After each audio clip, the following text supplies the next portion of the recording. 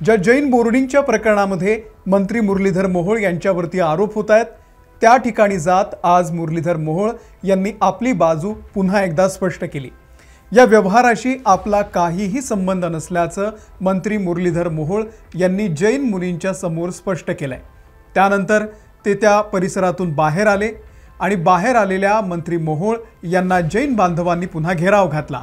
हा व्यवहार रद्द करा अशी मागणी यावेळी करण्यात आली। घोषणाबाजी सुद्धा करण्यात आली। मोहोळ म्हणाले, या प्रकरणाशी माझा काहीही संबंध नाही। व्यवहार रद्द करणं माझ्या हातात नाहीये। व्यवहार करणारी लोक वेगळी आहेत। तरीही उपस्थित असलेल्या एका महिलेने म्हटलं की व्यवहार तुम्हीच केलाय। हा थेट आरोप केल्यानं मंत्री मोहोळ थोडेसे गडबडले। जैन समाजाच्या लोकांनी घोषणाबाजी त्या ठिकाणी सुरूच ठेवली। त्यामुळे मंत्री मुरलीधर मोहोळ यांना काढता पाय घ्यावा लागला। मुरलीधर मोहोळ यांनी 2-3 वेळा माध्यमांच्या समोर येत या व्यवहाराशी आपला काहीही संबंध नसल्याचं स्पष्ट केलं होतं। पण एकनाथ शिंदे यांच्या शिवसेनेचे नेते रवींद्र धंगेकर हे रोज मुरलीधर मोहोळ यांच्यावरती ट्विट करतायत, त्यांच्या विरोधात आरोप करतायत आणि मंत्री मुरलीधर मोहोळ यांच्या राजीनाम्याची सुद्धा मागणी करतायत। आपण सविस्तर पाहूयात या प्रकरणामध्ये आज नेमकं काय घडलंय, काय नेमके आरोप होत आहेत। जैन समाजाचा तीव्र विरोध मंत्री मुरलीधर मोहोळ यांच्या कसा अंगलट येतोय। नमस्कार, मी अमोल किन्होळकर, आपण पाहत आहात महाराष्ट्र टाइम्स ऑनलाईन। पुण्यातला अत्यंत प्रतिष्ठित भाग असलेल्या मॉडेल कॉलनी परिसरामध्ये शेठ हिराचंद नेमचंद जैन दिगंबर बोर्डाची ही जागा आहे। काही विश्वस्तांनी ही जागा बेकायदेशीरपणे विकल्याचा आरोप करत जैन समाजानं या निर्णयाला तीव्र विरोध केलेला होता। मंत्री मुरलीधर मोहोळ आणि 2 बिल्डरांनी ही जागा हडपल्याचा आरोप जैन समाजानं केला। समाजाची मागणी आहे की हा जो विक्री करार आहे आणि त्यानंतरचा जो कर्ज करार आहे तो रद्द करण्यात यावा। त्यासोबतच या बोर्डिंगची मालमत्ता म्हणजे वसतिगृह आणि ट्रस्टच्या संबंधित असलेले धर्मादाय कारणांसाठीच ती वापरली जावी अशी ही मागणी आहे। या आरोपांनंतर आज मुरलीधर मोहोळ यांनी जैन बोर्डिंगमध्ये जात तिथल्या जैन बांधवांशी संवाद साधला। माझा या प्रकरणामध्ये काही सहभाग असता तर मी इथे येताना 100 वेळा विचार केला असता, मी आलोच नसतो।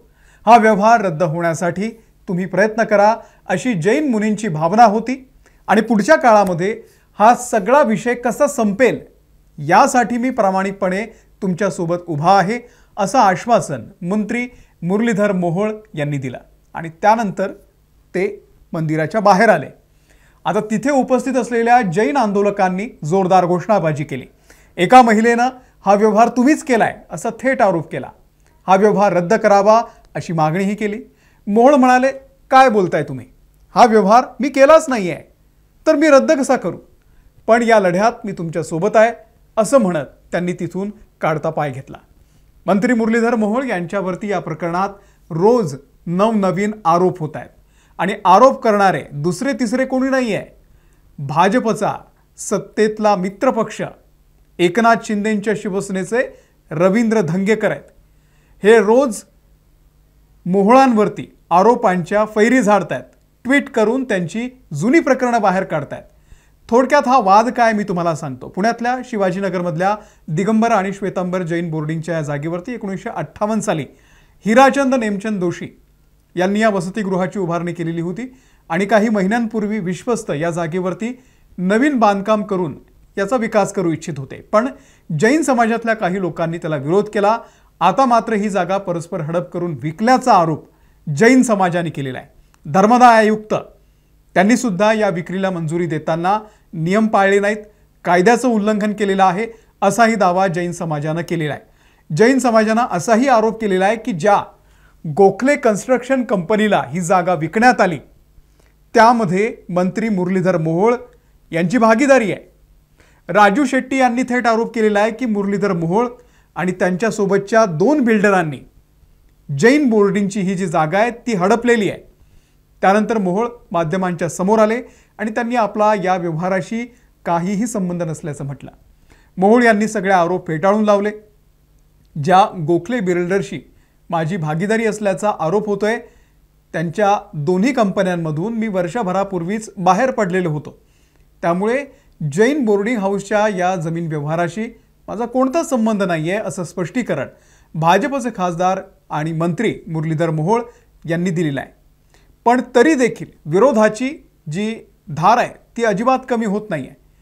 भाजपचा मित्रपक्ष एकनाथ शिंदेंच्या शिवसेनेचे नेते आहेत रवींद्र धंगेकर, ते रोज मुरलीधर मोहोळ यांना डिवचतायत. त्यांची सगळी प्रकरणं बाहेर काढण्याचा त्यांनी सपाटा लावलाय. तसंच जैन बोर्डिंगची ही जागा हडपल्यानंतर तिथे 34 मजल्यांचं टॉवर उभारलं जाणार होतं. त्याचं डिझाईन आपल्याकडे असल्याचा दावा रवींद्र धंगेकरांनी केला.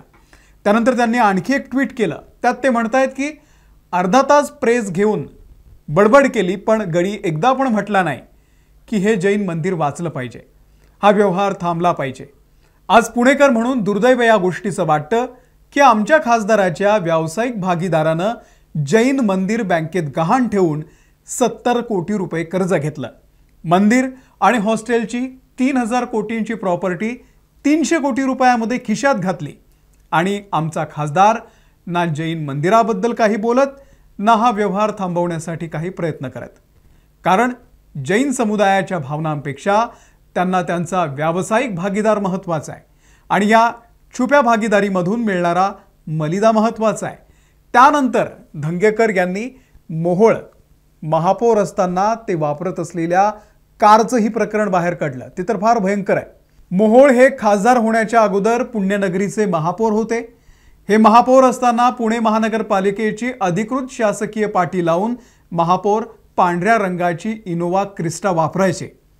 ही गाडी ना मोहोळ यांची होती ना पुणे महानगरपालिकेचं शासकीय वाहन. ही गाडी होती कोथरूडच्या बढेकर बिल्डरची. हे तेच बिल्डर आहेत ज्यांनी जैन हॉस्टेल खरेदी करण्यासाठी 2 नंबरचा लिलाव लावला आणि हे देखील पुन्हा मुरलीधर मोहोळ यांचेच पार्टनर आहेत. या बिल्डरची गाडी वापरत असताना महापौर पदाचा वापर करून संबंधित बिल्डरला फायदा होतील असे कितीतरी प्रकल्प मंजूर करून देण्यात आले. विशेषतः कोथरूड भागामध्ये मोठ्या प्रमाणात सोसायट्यांचं पुनर्विकास प्रकल्प बढेकर बिल्डरला देण्यात आलेले आहेत. या बढेकर बिल्डरचे मागच्या 5 वर्षातले बॅलन्स शीट काढले तर लक्षात येईल की यांनी किती कोटींच्या कोटी उड्डाणं सहज गाठलेली आहेत. अर्थात महापौरपद आणि केंद्रीय मंत्रिपदाचा गैरवापर करत मनी लॉन्ड्रिंगचा प्रकार या कंपनीद्वारे केल्याचं लक्षात येईल आणि त्यामुळेच माननीयांची संपत्ती तब्बल 400 पटीनं वाढलेली आहे. मंत्री मुरलीधर मोहोळ यांची संपत्ती 400 पटीनं वाढली असा आरोप त्यांनी केलाय.